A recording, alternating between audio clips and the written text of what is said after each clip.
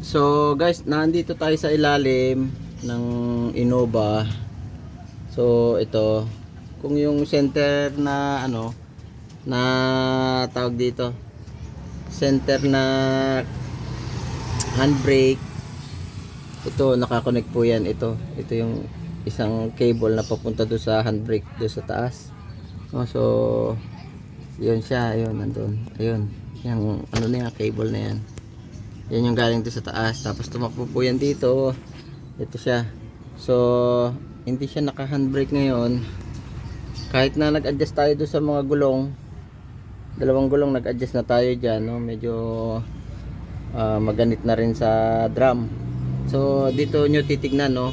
Sa ilalim naman kayo mag-adjust. Meron din doon sa ibabaw sa may center console mo, pero dito sa ilalim pwede ka mag-adjust dito. Ayan, oh. Luwag, oh. Gawa ng kaya naman yan nagluluwag yung mga parang ganito niya, oh, magluluwagan na rin yan.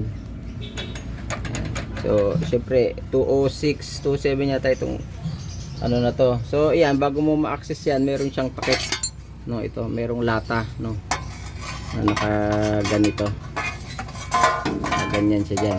Ayan, naka ganyan. Para naka ganito itong lata na to. Ano ba to? Basta nakaganyan yan, ganito.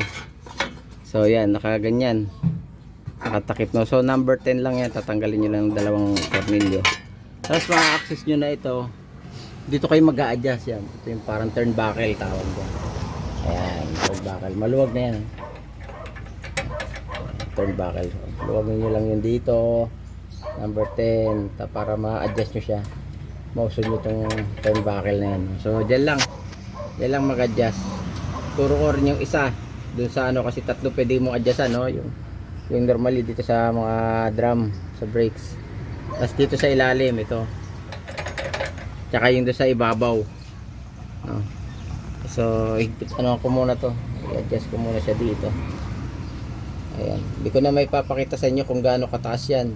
Nag-adjust na ako dun eh, sa dalawang gulong nag-adjust na ako dun, mataas pa rin. So dito naman ako sa ilalim kasi nga akong luwag. Ayan, medyo dapat bawasan ng konti yan. So yun lang guys, Toyota Innova first gen. Ayun, mamaya dun tayo sa taas. So ganito pala mag-adjust yan guys. Luluwagan nyo to, yung lock na yan, yung number 10. Tapos pag naluwagan nyo yan, pwede nyo na i-adjust tong turnbuckle na yan, ganun. Ikutin nyo lang. So yan. Siguro okay na yan. Malayo na yung ano nyan, nararamdaman nyo naman dito.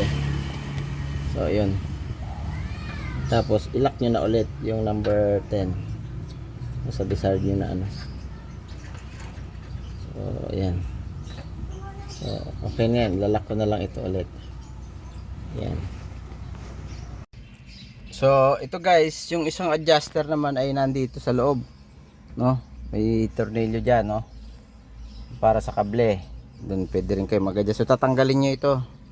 Yan, itong pinaka center console.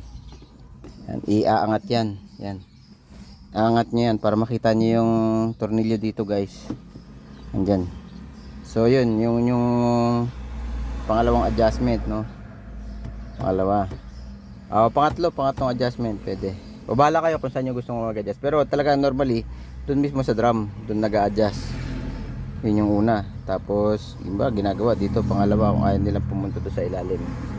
So yun yan, yun yung pwede nyo pag-adjustan. So ito yung, ano niya ngayon, ayan o. Mababa na. Ayan o. Isang, dalawa. Sa, dalawa. Ayan. So dalawa. Ayan. Baba na yan. So goods na yan guys. Thank you for watching Toyota Innova first gen. Ayan. Yung top of the line dati, no, 2007 yata ito. Top of the line na G variant yan. Ayun.